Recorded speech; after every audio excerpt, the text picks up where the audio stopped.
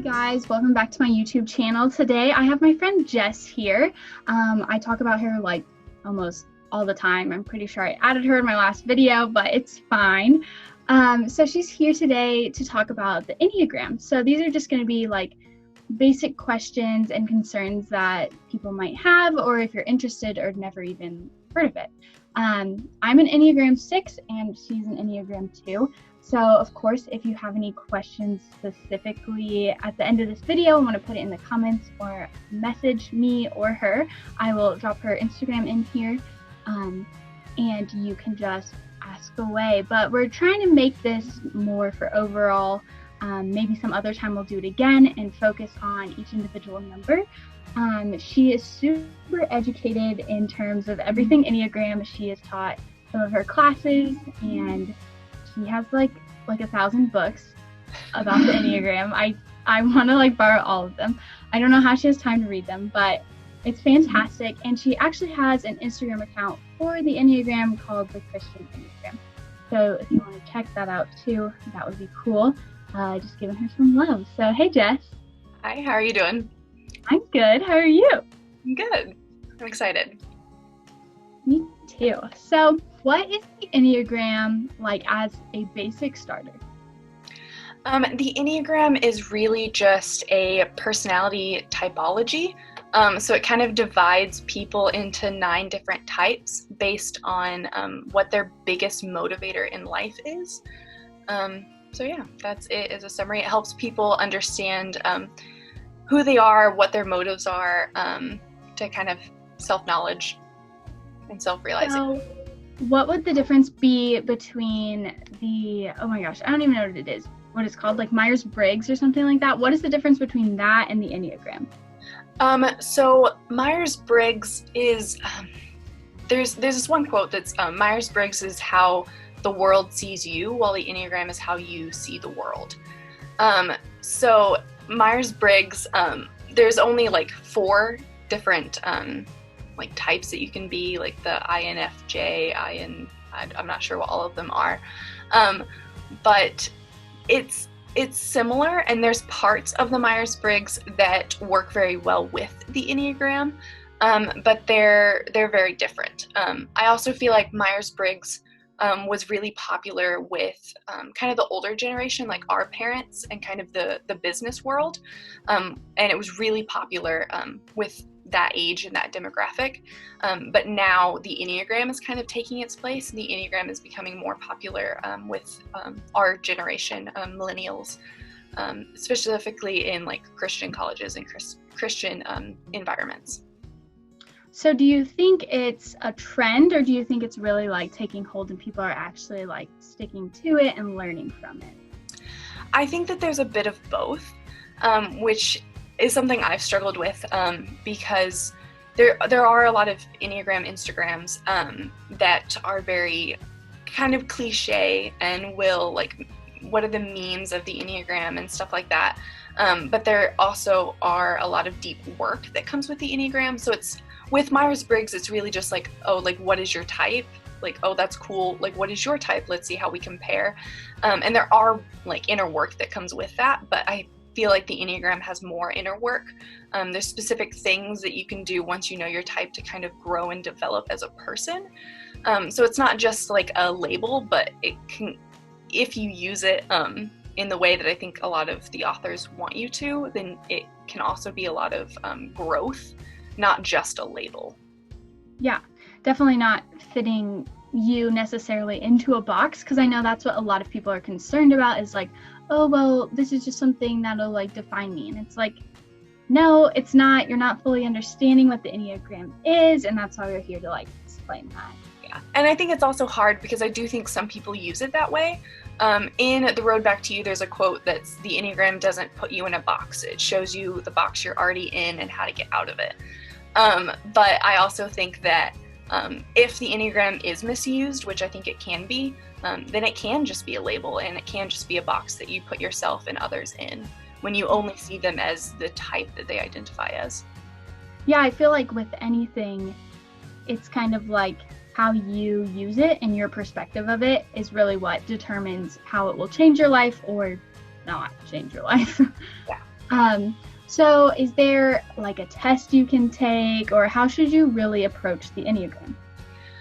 So there are different online tests that you can take. The Enneagram Institute has Enneagram assessment, but it does cost money the last time I saw. There's also one by Beth McCord on the website Your Enneagram Coach. That one is free. I'm not sure how much research there is with those two are the more recognized and more credible ones. There are other ones that I'm a bit more skeptical of, but those would be the two I would recommend if you want to take a test. But I think the test is kind of a starter point. I think the best way to determine what type you identify as is by reading the books, which you said is hard because it's hard to sit down and go through a lot of the books. Hey, now we have tons of time, so this is a challenge to anyone who wants to know anything about the Enneagram. Read the books. Quarantine with COVID-19 is a good time to really dive into the books, and I've noticed a lot more people being interested in this because they're just home. So kind of spending that time taking in knowledge, usually with Instagram, but other sources as well.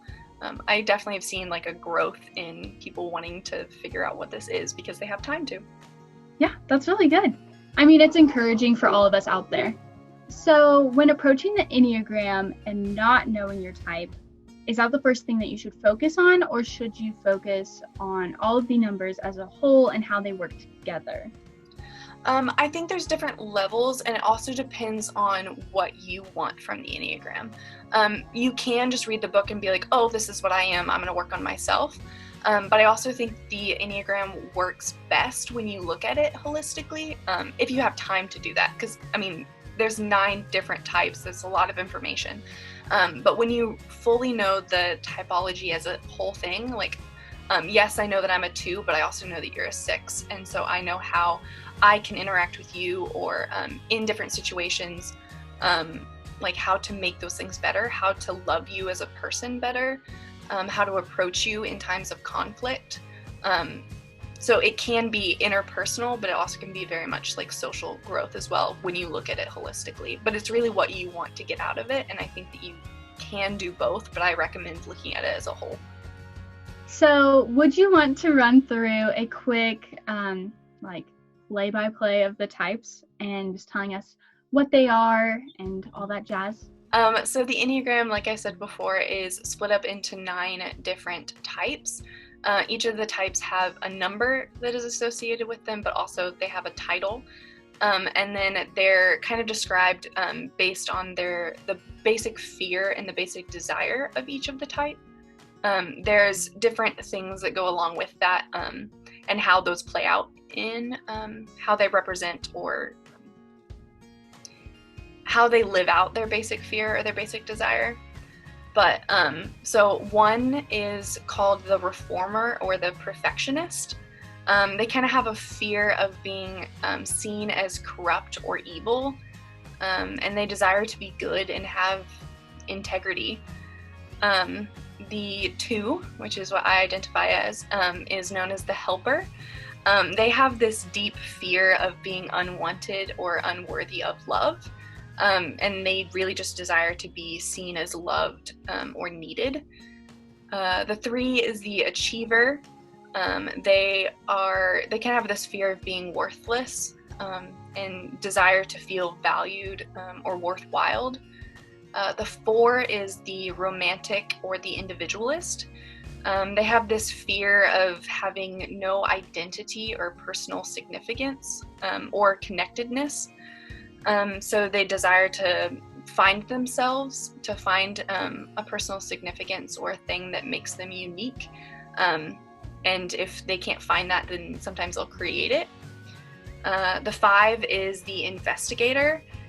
They have this fear of being useless, worthless, or incompetent or incapable. And they desire to be seen as competent or capable. This usually looks like obtaining knowledge so that they seem wise. The 6, which is the loyalist, they have a fear of being without support and guidance. and desire to have security and support. The 7 is the enthusiast. They have a fear of being deprived or in pain or bored as well, and they desire to be satisfied by life and to have their needs fulfilled. 8 is the challenger or the protector. I've seen it both ways. They kind of have this fear of being harmed or betrayed. And they just have a desire to protect themselves and the people that are closest to them. And then lastly, the 9 is the peacemaker.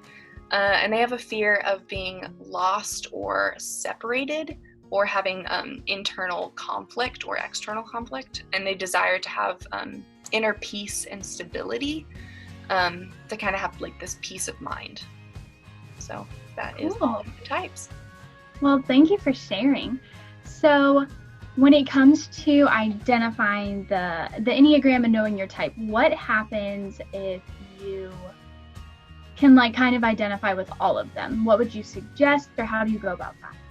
Yes, that's a common thing because the Enneagram, you have one dominant type, but you have all of the types in you. So although I am a 2, I also have a good amount of 6, a good amount of 9, a good amount of 8, and a good amount of 4 just naturally within me. And I see parts of those types in myself. But you really need to look at what is motivating you, which is a hard concept to say, like, what is the biggest, what is your biggest fear in life? What is the number one thing that motivates all of your actions? And that takes a lot of self-awareness. And sometimes it can look different because the Enneagram is split up not based on personality characteristics or how you look, but like I said before, it's how you see the world. So you may act like a 2, but you're really doing it for the motivation of a 6. Well, that means that you are a 6. And that can be really convoluted to say that you see that a lot in Enneagram type 3s and Enneagram type 9s. They can really look like a couple different types because a 3 will maybe look like an outgoing 7 because they know that will make them seem worthwhile or valuable. Or a 9 may look like a 2 or look like a 1 because that's what's going to create inner stability in their life, is by making their life perfect or by helping others. So it can kind of overlap and it can get kind of convoluted and difficult.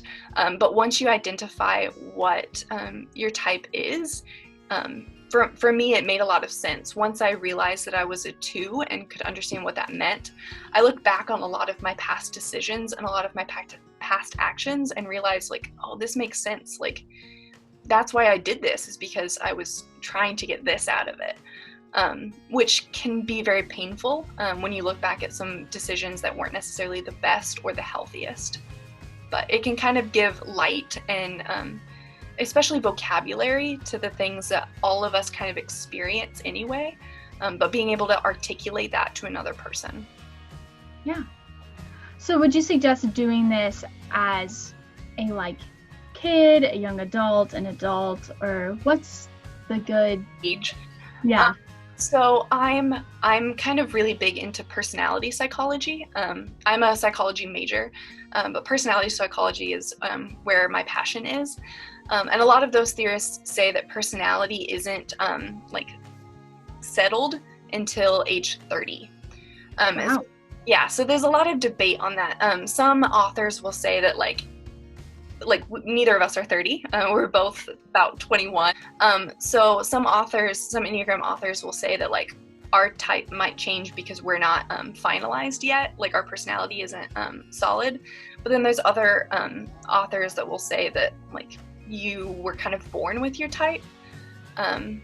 And this kind of comes into play, the whole psychological argument of nature versus nurture. Like, are you born with your type, or do you develop your type at a young age because of a childhood wound or a message that you picked up that wasn't necessarily healthy?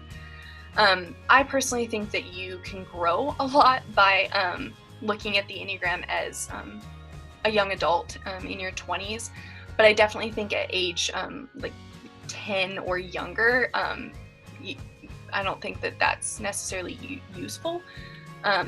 But there are Enneagram books out there for parenting, like parenting different types. So yeah, there's different debates about it. I think that it can be useful, but if you look at a small child and say like, oh, you are an Enneagram type 2, I'm going to treat you as such, they might not be, because they're still, I think, too young. So yeah. So with that being said, do you think that your type can change over time, or is that just like earlier? I mean, you didn't say personality, but it was like kind of like how you are like in the moment sort of thing. Do you think it's kind of like that? It's really just based on your motivation, but if your motivation changes, could your type also change? I personally do not think that your type can change. I think the Enneagram is also very dynamic. There's levels of health and there's levels of stress that come into play. And so your Enneagram type can look different in different stages of your life. There's also this thing called wings, which is the two numbers on either side of your dominant type, that you can kind of lean on or take up characteristics of in different times of your life. So with that, your type can look different over the years, but I personally do not think that your type changes. My personal stance on it is I don't necessarily think I was born as a 2, but from a young age I picked up messages that kind of not made me a 2, but kind of made that characteristic or that fear or desire come forth, and then I've lived out the rest of my life in pursuit or like fleeing from that fear. So no, your type cannot change. I don't think in 2 years I'm going to be a type 4, or 10 years I'm going to be a type 8. It doesn't really work that way, and I think a lot of the authors would agree with me in that. Good. So wrapping up, I mean, I feel like we touched on a lot of topics without being too specific, just because it's hard to cram all of that in there like there's just so much information to do it all at once. So with that being said, what books would you recommend to beginners who don't really know much about the Enneagram? And like if there's any podcasts as well. So like you said before, I have a good amount of Enneagram books. Right now I think my number is at 18 different Enneagram books. Because also this is something that I want to do for the rest of my life, so I've kind of slowly collected them. So there's a lot of different books, and it kind of depends on what you want from the Enneagram, as well as your personal faith. There are certain authors that are Christian focused when it comes to the Enneagram. There's other authors that are just look at the psychology of the Enneagram, and other authors that are more new age in their belief system. So the first one that I think is the kind of the most popular one that I would recommend is The Road Back to You by Ian Cron and Susan Stabile. This one, I think the Enneagram has become really popular after the publication of this book. A lot of people, it's everywhere. And a lot of people are reading this. It's kind of a good introduction to the Enneagram. Are you pulling up yours? There you go. It's a good introduction to the Enneagram. It touches on all of the types, but not crazy in depth. Another thing I like about the Enneagram is that it's not just like very wide, it's very deep. There's a lot of information. And there's a lot of things that come into play that we could not even touch in one video, unless the video was like 10 hours. So I would recommend this book. They also have a study guide, which is just kind of a shortened version of this to kind of help if you are wanting to process it with another person. There's different kind of like journaling questions or things to ask to help process maybe what your type is. So that's the number one that I would recommend. And then along with that, I would recommend the Enneagram, A Christian Perspective by Richard Rohr. Richard Rohr is a Christian. He's kind of known as the father of the Christian Enneagram. This is really great if you want to look at, it goes through all of the types, but it also says like, oh, what are some figures in the Bible that might have identified as this type, or different spiritual growth that can occur once you identify your type. So I think this is a really good one. It also is pretty dense. It talks about a lot of the different things that come along with the Enneagram. So wings, subtypes, history of the Enneagram. It touches on all of that in this one. And then specifically, again, if you want to do a more spiritual development based on the Enneagram, there's the Sacred Enneagram by Christopher Hiertz. This is, again, goes through all of the types, but also like what are some stepping stones for development within yourself, how to grow closer to Christ by knowing your type. He also has a small workbook that he just published along with that. And then lastly, I would recommend, if you're a nerd or want to know kind of the really deep, detailed parts of the Enneagram, there's the Wisdom of the Enneagram. This is a pretty thick one, but this really touches on the psychological aspects of the Enneagram, a lot on the history of the Enneagram, but this is not a Christian author. I have not seen them say this, but I've heard other people call them New Age in faith. But this is by Riso and Hudson. They are the co-creators of the Enneagram Institute, which is a website that has become very popular. And they actually have a good 5 or 6 different books.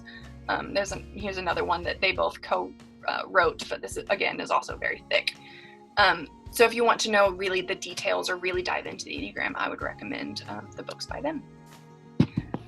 And then you said podcasts as well. There's a lot of podcasts out there. There's the Typology, which is the podcast by Ian Cron, which is one of the co-authors of The Road Back to You. The other co-author of The Road Back to You has a podcast, Susan Stabile. Her podcast is the Enneagram Journey.